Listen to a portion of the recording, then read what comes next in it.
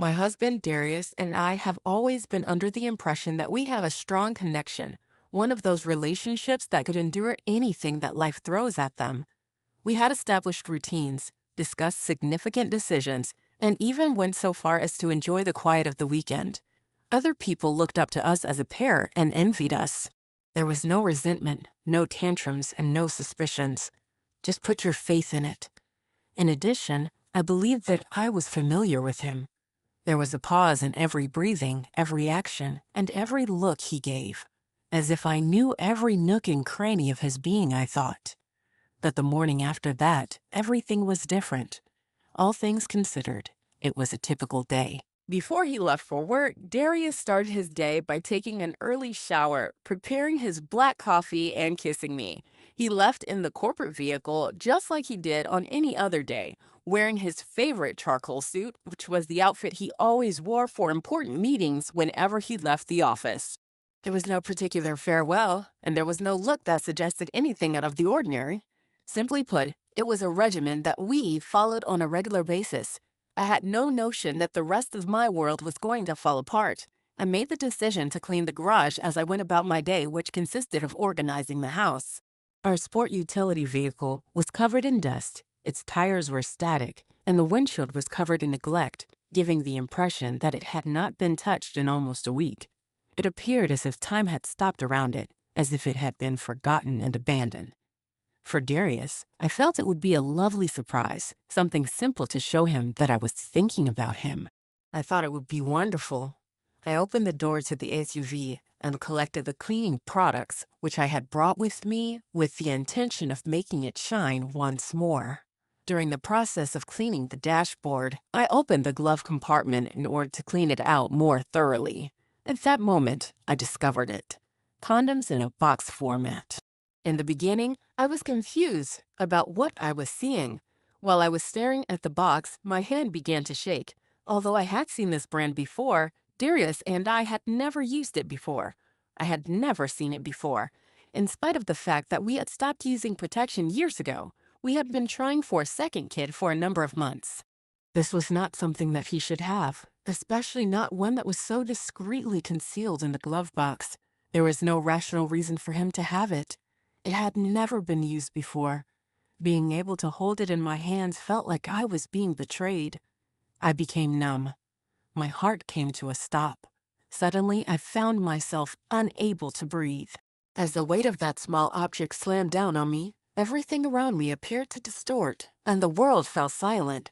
Why is this even possible? Did I make a mistake here? Is it possible that he made the purchase by mistake? Maybe they were old and had been forgotten. There could have been a completely benign reason. In spite of this, I was aware that there was none. In the process of slamming the glove compartment shut, my hands began to shake. I took a step back, my legs becoming weaker beneath me. I was unable to take a breath. My mind was just blank. My mind was racing, but I was unable to find any solutions. All I felt was bewilderment and misery. I was paralyzed.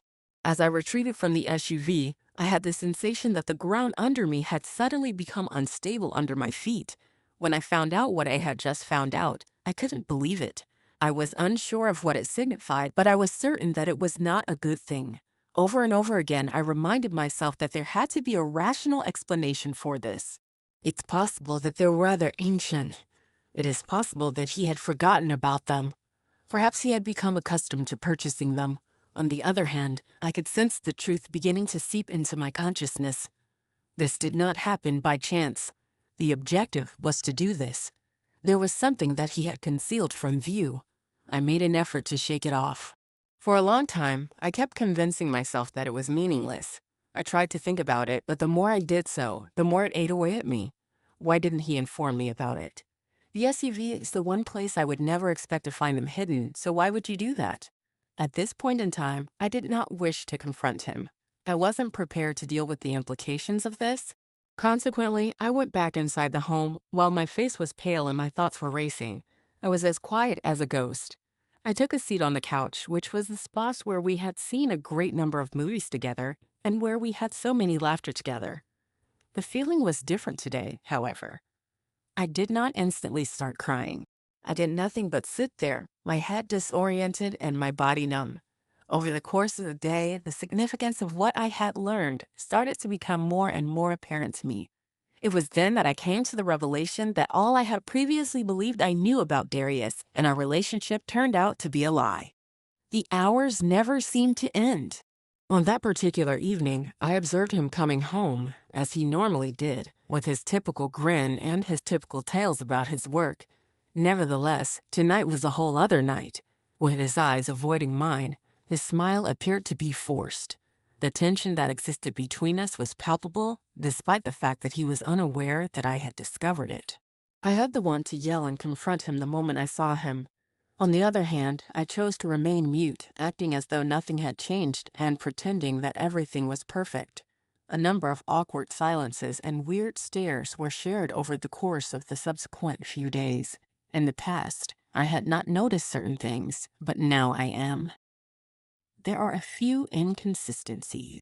The manner in which he would rapidly answer his phone and then put it down just as fast after answering it. It was the manner in which he would exit the room whenever I entered it. The manner in which his eyes appeared to avoid mine. He seemed to be concealing something, and I could sense that he was doing so. I started keeping a closer eye on him, looking for any indications that would tell me the truth about what was up with him. However, nothing appeared to be out of place. After going to work, he returned home, and we shared a meal together, and everything appeared to be in order. However, I was aware that it was not. A number of insignificant particulars were starting to mount up. My gut instinct told me that something was badly wrong, and I was unable to shake it. Then, on a particular evening, he did something that he had never committed to doing before. While he was home, he smelled of a perfume that was not mine. He arrived home later than usual. I did not make any statements. It was not necessary for me to do so. I was able to sense it. It seemed as though my apprehensions and suspicions were coming true. An alteration had taken place. The relationship between us had become strained, and I was at a loss as to how to mend it. That evening, as we sat down to eat supper, he appeared distant and preoccupied with something else. During the time that he was picking up his fork, I observed him very carefully and noticed that his hands were shaking slightly. It was as though he was aware that I was aware of his presence. It appeared that he was falling. I could tell that he was trying to avoid answering my questions by the way that he switched his phone over so that the screen was facing down on the table. Despite this, I said nothing at all. Until now, I had no intention of confronting him. Once I woke up the following morning, my uncertainties would transform into something far more tangible. I never imagined that things would get to this point. However, when I followed him the following afternoon, I came across something that completely altered the course of events. At long last, the truth was glaring me in the face before me. What I witnessed would completely disprove everything I had previously believed to be true about our marriage. When I made the decision to follow him, it was a typical Thursday afternoon. I had been thinking about it for days, ever since I noticed the perfume on his clothes and the way he had grown more aloof and secretive. The thought had been gnawing at me continuously. Despite the fact that all of the signals were present, I was unable to bring myself to face him directly. Proof, or something tangible, was what I required. As a result, I got into my car and followed him out of the house when he left that afternoon. To ensure that he did not notice me, I maintained my distance from him.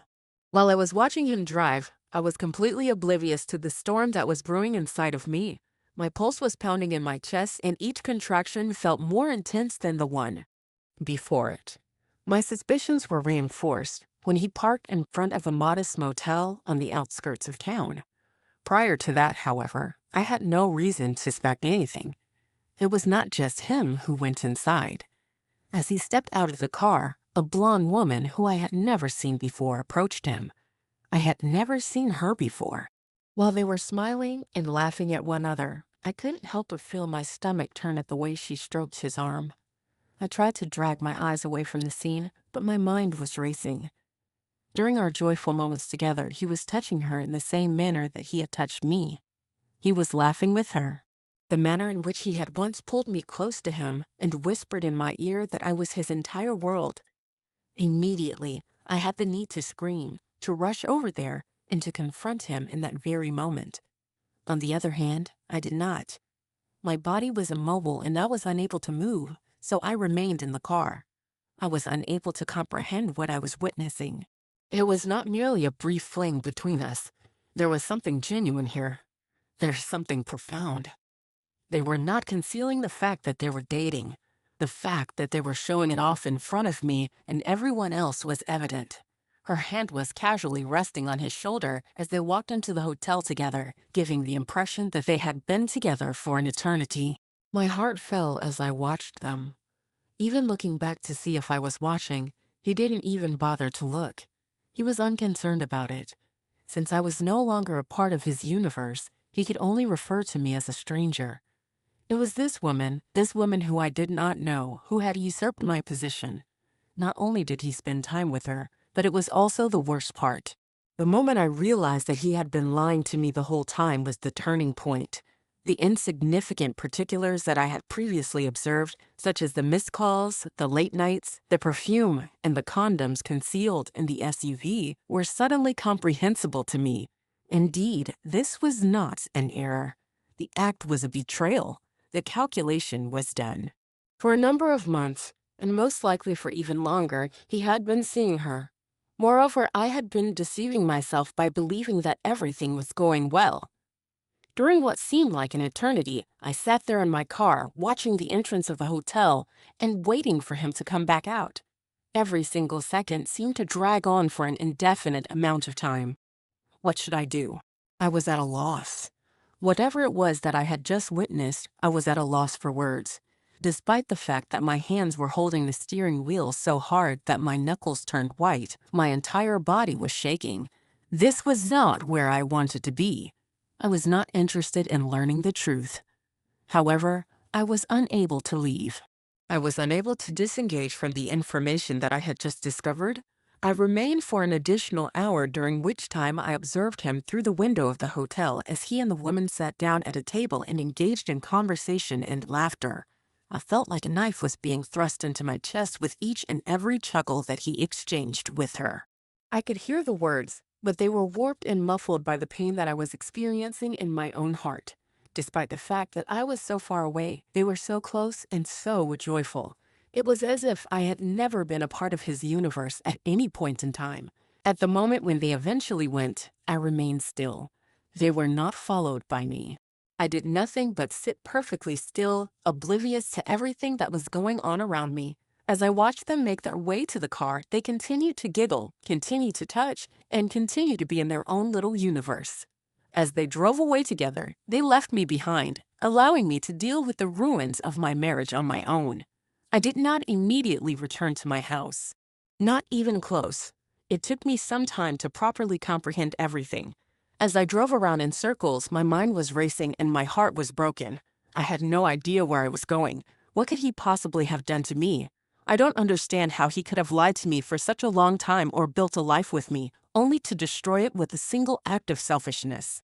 A man in whom I had placed my complete faith and in whom I had placed my entire life had deceived me in the most heinous way imaginable. After that, it was up to me to pick up the parts of my heart that had been broken. In the end, I made it back to my house, but I was unable to muster the strength to enter the house. When I faced him, I sat in the car and stared at the front door, pondering what I would say to him and how I would respond to him. What step would I take? What options do I have? The amount of betrayal was excessive. I couldn't even fathom the idea of confronting him, let alone exchanging words with him. After I had eventually made my way inside, I discovered him sitting on the couch, watching television as if nothing had changed, as if there were no problems at all. I entered the room, but he did not glance at me at all. Even though I was there, he did not mention my presence. On the other hand, I was able to sense the tension in the air, which was dense and oppressive. He was aware. I was aware of his knowledge. He was the man I thought I knew, and he was the man who had just ruined everything. I remained there for a time, simply looking at him. I wanted to yell, scream, hurl something at him, because I wanted him to experience the same level of misery that I was experiencing. On the other hand, I did not. Not even close. The weight of the truth rendered me speechless, and I just stood there, unable to speak. At long last, he managed to look up and his eyes made their initial contact with me. Not only did they contain feelings of remorse, but they also contained something more. Scared. Apprehension that I had uncovered his greatest secret. Apprehension that he was aware that the truth was no longer concealed. I simply could not take it any longer. I was forced to confront him. "What is her name?" My voice was quivering with emotion as I asked the question. During that little pause, his eyes enlarged slightly and he did not utter a single word. Although he opened his mouth, he did not utter a single syllable. It was clear to me that he was straining to find an explanation, a rationale, or a lie, and I could see the shame that was reflected in his eyes. On the other hand, I was not interested in hearing it. It was no longer important to me to listen to his lies. I continued, my voice becoming more steady as I said, "I saw you. I observed you in the company of her. You weren't even making an effort to conceal it." His face became blue. He attempted to speak once again, but he was unable to produce any words. He was unable to meet my sight and instead looked down. And in that same instant, I was aware. All the things that he had promised to me and everything that he had told me were lies, and I knew it. I did not wait for him to make a statement. My desire was to avoid hearing it. A dense and oppressive quiet lingered between us for an extended period of time. I could no longer continue to remain there. Being in the same room as him, knowing what he had done, was something I could not stand to be in. Despite the fact that my heart was hammering in my chest, I turned around and went out of the room. I was aware of the pressure that his attention was exerting on me, but I chose not to turn around. Not even close. It was at that very instant when I became aware that everything had shifted. As soon as I stepped foot inside that garage that morning, I was no longer the same person I had been before. I was no longer the wife who trusted her husband. At this point, I was a different person, someone who had been broken and someone who had been betrayed. Having said that, this was just the beginning. In light of what I would find out next, everything that had occurred up until that point would appear to be of little consequence. The reality was more profound than I could have ever imagined, and it was going to rock my entire life to its foundations. I was unable to get to sleep that night. The treachery was a continual presence in my mind, nibbling at my thoughts like a persistent ache. It was a burden that I carried with me. There were a lot of questions running through my head, but none of them had answers. Darius was someone I had always believed in, and I had complete faith in him. Everything was shattered, however, at this point. Unknown to me was the man with whom I had spent my whole life, who was also my partner and my husband. I was unable to get to sleep and was tossing and turning in bed. His voice, in the manner in which he had talked to me before, started playing over and over in my thoughts. Fear had been present in his eyes, but remorse had also been present. Despite the fact that the quiet that had been between us had been intolerable, the most distressing aspect was the realization that no matter what he said, it would never be sufficient. It was already too late. His falsehoods had tainted everything. It was clear to me that I would never be able to trust him again. The following day, I made the decision that I needed to face him once more in order to have him tell the truth. I was unable to continue living in the shadow of doubt, and I was unable to allow him to get away with what he had done. The affair was not the only thing that caused pain. It was also the lying, the fact that he had lied to me in front of my eyes for such a long time, pretending that everything was fine. When he entered the house that evening, I took a moment to compose myself and remain silent. I could sense the strain in his posture and the way he avoided looking at me, despite the fact that he was attempting to come across as normal and act as if nothing had happened. He was an offender. He was aware of it. Furthermore, I was not going to allow him to get away this time. The tone of my voice was calm but stern as I urged, "Sit down." After a moment of hesitation, he carefully lowered himself onto the couch, his eyes continuing to avoid making eye contact with mine. "I saw you, Darius," I continued, maintaining a steady tone in my voice.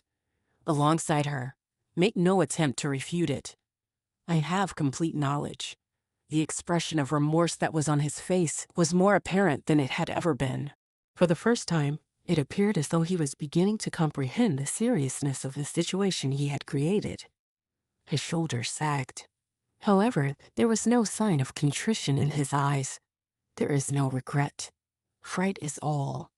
I was afraid that I was going to reveal him for what he really was. What is her name?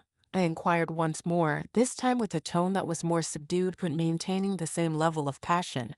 For how long has this been going on with you? He looked at me at that moment, his eyes brimming with embarrassment. Although he opened his mouth, he did not utter a single syllable. We were separated by a dense and suffocating quiet that lasted for a long time. I could see him looking for the appropriate words, trying to find a way to defend his conduct, but there was nothing he could say that would make this situation acceptable. He said, his voice shaking slightly. On the other hand, he eventually stopped himself and shook his head in exasperation. It wasn't anything I intended to take place. It absolutely did. I interrupted him by saying, "That is not good enough, Darius," and he continued, "There is no way that you can justify this. It's not fair for you to tell me that it just took place. You have made a decision. It's been months since you've stopped lying to me. What gives you the idea that I should believe you at this point?" I did not allow him to speak this time, despite the fact that he opened his mouth once more. My demand was, I want to know the truth. In every respect. Don't be shy about sharing anything. His face was strained and pale as he let out a sigh. In a tone that was scarcely audible above a whisper, he articulated, "Her name is Tiffany. We work together and she is a coworker. Several months ago, I don't remember exactly when it began. On the surface, it was meant to be nothing more than a casual affair. However, things got out of hand." "A casual affair?" My tone became more elevated as I repeated, "This is what you call a fling?" "It is a betrayal on your part, Darius. Everything I've feared and everything I've attempted to avoid is right here in front of me. What, you're sitting here telling me that it's nothing more than a passing fancy?" His head was hanging down in shame, and he was unable to look into my eyes. The words I never meant for it to hurt you came out of his mouth as his voice broke off. I had no intention of this situation getting out of hand. On the other hand, it did. I let myself become sucked into it, and now I have no idea how to get out of it and solve it. I said, "You can't fix this," with a bitter taste in my mouth as I spoke those words. "You can't just take responsibility for your actions and expect everything to be fine. You have completely ruined everything." At that moment, he looked up at me, his expression revealing a look of desperation. "I am very sorry. I never intended to cause you any harm. It was never my intention to miss you." Nevertheless, his apology was no longer significant in any way. It did not alter the fact that he had gone beyond the correct boundaries. It doesn't alter the fact that the trust that we had established over the course of an extended period of time had been irreparably damaged. My tone was icy as I declared, "I'm finished. I am unable to continue doing this. If I continue to question whether every word that comes out of your mouth is a lie, I will not be able to exist in this state. I am entitled to something greater than this." As he looked at me, Darius's eyes widened in response to his amazement.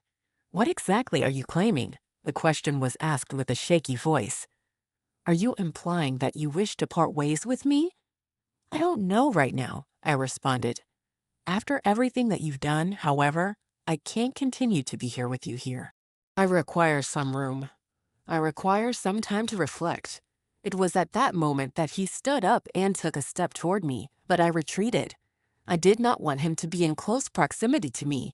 Not at this time. When everything is considered.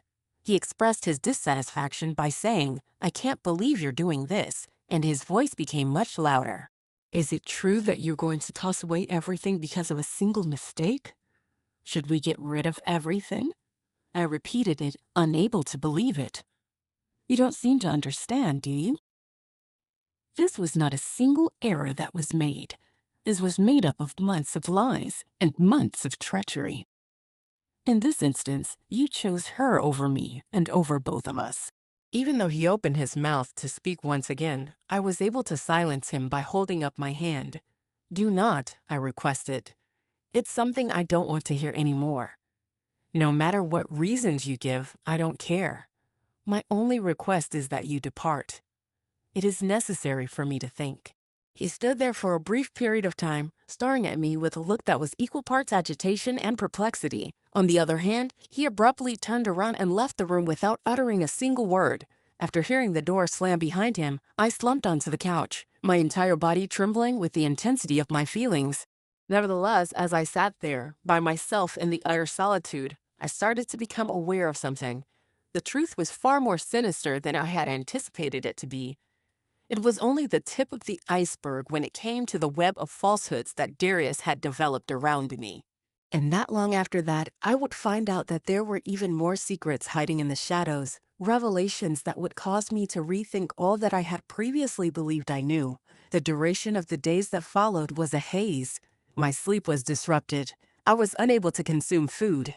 Whenever I closed my eyes, all I could see was Darius and Tiffany laughing together and stroking each other in the same way that he had caressed me in the past on multiple occasions. I felt as though a dagger was being thrust into my chest with each and every thought, but I was unable to avoid it.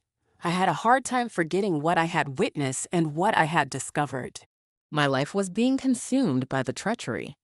Even though I made an effort to go about my daily routine and act as if everything was okay, I was unable to shake the feeling that something was seriously wrong. Despite the fact that Darius had been absent from the house for the past few days, the atmosphere in the house seemed to be chillier without him. In order to avoid going home, he had been remaining at his workplace and creating excuses for his absence. When I saw his name on my phone, my heart would race with fear because I knew that engaging in conversation with him would result in nothing but more falsehoods being told. Following then, the phone call that would alter everything arrived. It was really early in the morning when I received a call on my phone. I picked up the phone despite the fact that I was unfamiliar with the number. While I was pressing the phone to my ear, I felt a gnawing sensation in my gut. "Are you Mrs. Darius Hawthorne, if I may ask?" With a voice that was both frantic and distressed, a woman's voice inquired. I responded with a wary yes. "Who exactly is this?" There was a voice that said, "I'm Tiffany," and my blood began to run cold. "We need to have a conversation. That is everything about Darius." I became numb. It's Tiffany and the other female, the person who had caused my life to be shattered. It was the person who had shared my life, my love, and my husband with me. She was calling me at this very moment. I had 1,000 questions running through my head at the moment. What was it that she wanted from me? She called for what reason? Is there anything else that she might possibly have to say? "What is it that you are looking for?" I inquired while making an effort to maintain a steady tone, despite the fact that the disappointment and rage were simmering just below the surface. "I have something important to tell you," she continued, her voice shaking with the intensity of her feelings. "There is something that has occurred to Darius. He's currently being treated in the hospital." As if I had been punched in the gut, the words struck me. The first thing that sprang to my mind was to rush to the hospital, but then I realized that I was wrong. It was this woman, this unknown person, who was the one who informed me about my husband. Who would have thought that the lady who had betrayed me and stolen everything that I had put my faith in would now want me to care about Darius? Where did it all go? At the same time that my voice was shaking with a mixture of concern and rage, I demanded. A hasty statement was made by Tiffany. There was an accident. "Darius, you." When he arrived, he was taken to the emergency room. He is experiencing discomfort, extremely painful. In addition, I am at a loss on what to do. I was aware of the rapid beating of my heart in my chest. My head was going in circles. I was unsure if I ought to feel sympathy or hatred for the person. Despite the fact that the woman on the other end of the call had been the source of all of my suffering, here she was, desperately requesting my assistance. Having no idea what to do next, I found myself entangled in a complex web of feelings. I said, "I'll come to the hospital," before I really comprehended what I was committing to. I agreed to come to the hospital, despite the fact that it was difficult to acknowledge. There was a portion of me that continued to care for Darius, a portion that wanted to make sure that he was doing well. For such a long time, I had adored him. Despite the fact that he had betrayed me to a great extent, I was unable to simply remove that aspect of myself. Without saying a single word, Tiffany hung up the phone after providing me with the name of the hospital. Although I was standing there with the phone held to my ear, the gravity of the situation was beginning to set in. My confrontation with Darius, the man who had shattered me and the man who had lied to me, was about to take place. I was also uncertain about what to anticipate. It felt like an unending journey to get to the hospital. I was unable to feel anything, and my hands were firmly holding the steering wheel as I attempted to ignore the ideas that were going through my head. He has been missing for some time. To what extent was he experiencing pain? Did he feel remorse for the actions he had taken? Could he sense the remorse that had been consuming me over the past few days? I was tempted to believe that he was, but a part of me knew that this was not the case. Betrayal was not remedied by guilt. I was relieved to find Tiffany waiting for me in the lobby of the hospital when I eventually reached there. Her appearance was not at all like the woman I had seen in my head. Due to the fact that she had been crying, her eyes were red, and she appeared to be genuinely terrified. I was on the verge of feeling sympathy for her for a brief period of time, but that emotion rapidly dissipated. With her assistance, my marriage had been ruined. She had been instrumental in destroying everything that I had labored for. Where did it all go? As I got closer to her, I asked her with a stern tone in my voice. She spoke with a trembling voice and stated, "He is in room 214. He did not react very well to it.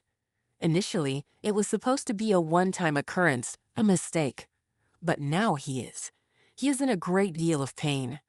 I did not give a response. I simply passed by her and proceeded to the room where I was staying. What I was about to enter was completely unknown to me.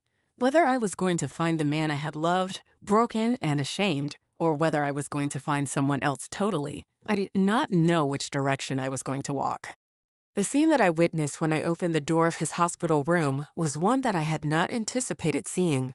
As he lay in bed, Darius's face was pale and bathed with sweat.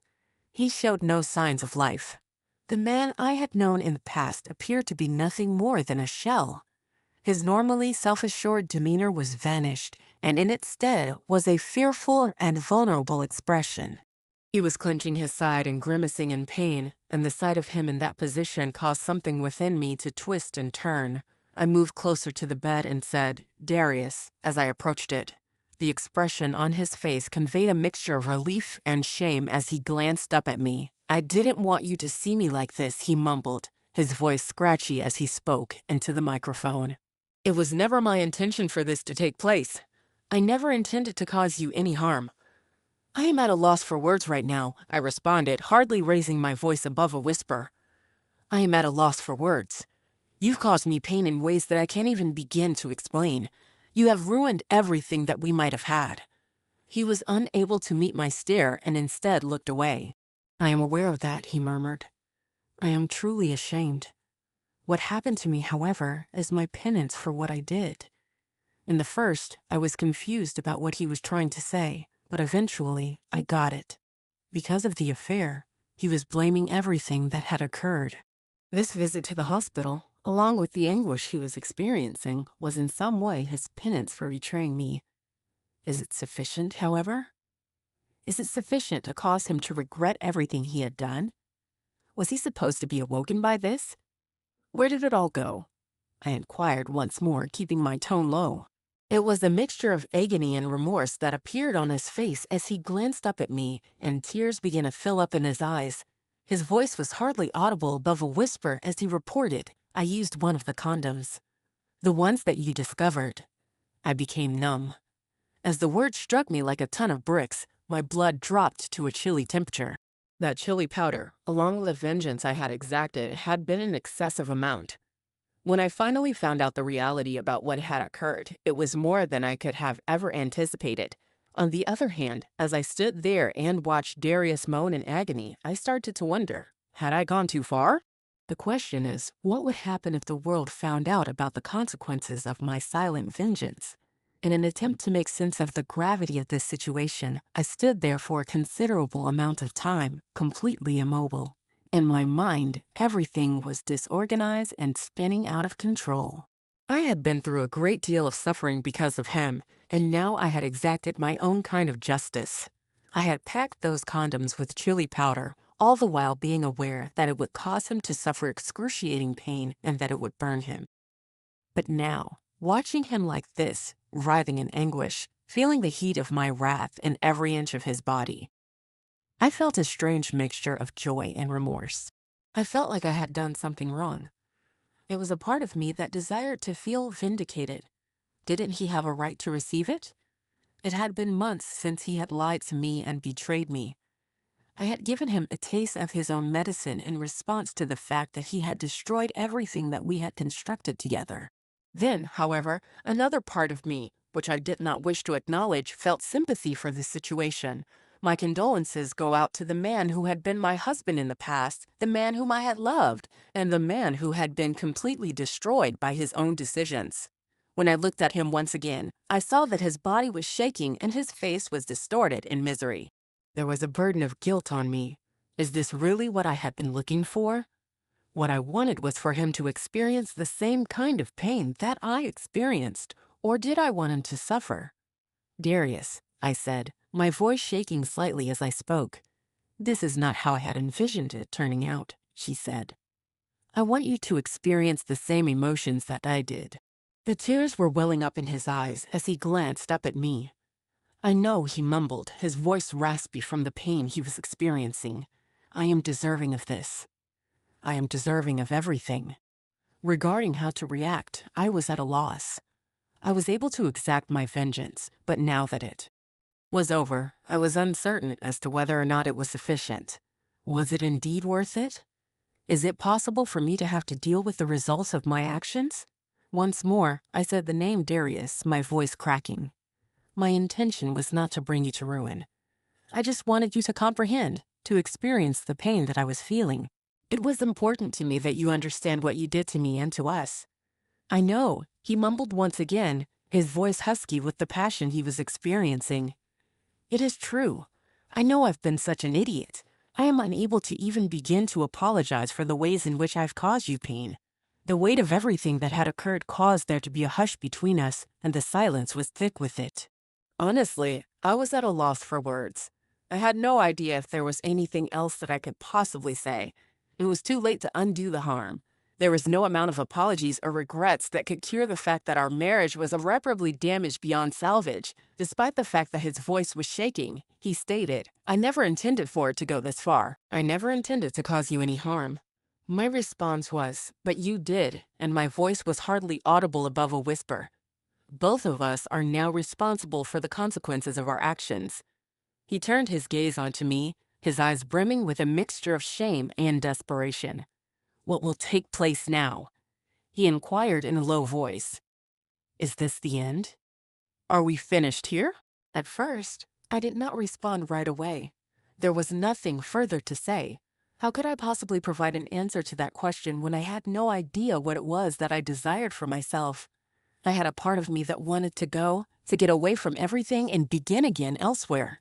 On the other hand, there was a part of me that yearned to remain, the part that had once loved him. On the other hand, remaining would require acknowledging that everything had occurred, coming to terms with the fact that nothing would ever be again the same. When I finally spoke, my voice was shaking as I said, I don't know. I have no idea what I will do at this point. I had a sense of serenity for the first time in what seemed like an eternity, and it was because of the silence that had been between us for such a long period. There is not relief or peace, but rather calm. It was the peace that comes after you have used up all of your available choices, when you have communicated everything that was necessary to communicate, and when you have come to the realization that there is nothing left but the aftermath. It was as if the hospital room was suffocating, with the air thick with feelings that had not been resolved. Neither with him nor with him could I remain here. I was unable to continue living in this state of limbo, which consisted of broken promises and trust that had been shattered. I had made an effort to cling to the man whom I had once loved, but I came to the realization that he was no longer in my life. That individual was no longer in existence. The only thing that remained was someone who had deceived me and who had destroyed everything that we had jointly acquired. My voice was faint as I turned toward the door and whispered, I need to go. I am unable to continue doing this, Darius. I am unable to remain here, not with you, and not in this predicament. I was not stopped by him. but he did not make any comments. He did nothing but sit there, motionless, as the consequences of his deeds continued to press down on him. I don't believe he anticipated that I would remain. I believe that he was aware, on some level, that I had already made up my mind. After leaving the hospital room, I made my way into the corridor, and the sound of my footfall reverberated across the empty space. Despite the fact that the air outside was chilly, it seemed like a breath of fresh air after being smothered in that room. I remained standing there for a brief period of time, allowing the chilly breeze of the evening to wash over me. I was completely clueless about my destination or the next step that I was going to take. On the other hand, I experienced a sense of control over my life for the first time in a much longer period of time. Now was the time for me to stop allowing Darius to define who I am. I was not going to allow his treachery to bring about my downfall. In order to pack, I went home after calling a taxi. Although I was not yet sure where I was headed, I was aware that I could not remain in this location. This location held a lot of memories that I wasn't prepared to confront at the time. I was reminded of him and the life that we had once lived by everything, including the photographs that were hanging on the walls and the furnishings. I was unable to continue with my stay here. It was a secret that I was going to leave him. When I saw his face again, I did not want to see it. I was not interested in listening to his apologies or his pleadings for me to remain. I had already made up my mind, and it was now time for me to move on with my life. The subsequent several days were a haze of confusion. I started again by gathering my belongings, looking for a modest apartment and moving in. It was not a simple task. During the times when the grief was too much for me to handle, there were times when I wanted to call him and get things back to how they had been before. After that, however, I would recall all that he had done to me and everything that he had taken away from me, and I would force myself to ignore those thoughts. I made it a priority to build my life back up. After reestablishing contact with people with whom I had lost touch, I also began a new routine, and gradually, little by bit, I started to feel better. It was a long journey, and the wounds would never go away, but I was stronger today than I had been before. No longer was I the lady who had been deceived by the other person. I was a new person, someone who had learned to live without lying and without breaking commitments. I wanted to be someone who was different. My encounter with Elias came about one day. As he approached me, he was standing in front of a coffee shop, appearing to be preoccupied with his thoughts. First, he did not utter a single word. Instead, he simply gazed at me with those eyes that were so familiar to me. They were the same eyes that had once experienced my suffering. "Who are you doing?" he inquired in a delicate tone, as if he was frightened of saying something that would be mistaken. It was with a firm voice that I said, "I'm okay." The phrase "I'm getting through it," the words "I wanted to thank you," came out of his mouth as he continued to look at me. "Thank you for being honest with me. It aided me in ways that you are not aware of." A smirk appeared on my face. I believed that it was necessary for both of us to be aware of the truth. Two individuals who had been through hell together, two people who had lost everything, stood there for a time, just looking at each other. We were two people who had lost everything, but for some reason, while I stood there, I saw that I was not feeling the burden of the past. Neither the resentment nor the rage existed within me. My only emotion was one of comprehension. "Take care of yourself," he assured me with a soft tone in his voice. I answered, "I will," and for the first time in a very long time, I actually meant what I said. After that, we went our separate ways, each of us going in a different direction, but both of us moving forward. We were finally able to put the past in the past, and we had each learned how to heal in our own unique ways. A realization came to me as I proceeded further along my path. It was impossible for the anguish of betrayal and the shattering of trust to ever completely disappear. I would not be defined by it, however. And when it was all said and done, the person I had become was more powerful, more knowledgeable, and more resilient than the person who had entered that hospital room, unsure of what was going to happen next. Despite the fact that life had a way of tearing you down, it also had a way of putting you back together again. This time, I was prepared for whatever was going to happen after that. Because of this, after everything that had happened, after the lies, the betrayal, and the heartbreak, I ultimately came to the realization that moving ahead was not simply about letting go of the past. Reclaiming my life, my strength, and my peace was the focus of this endeavor. Although the events that transpired between Darius and Tiffany are something that I will never forget, they are no longer something that has the ability to control me.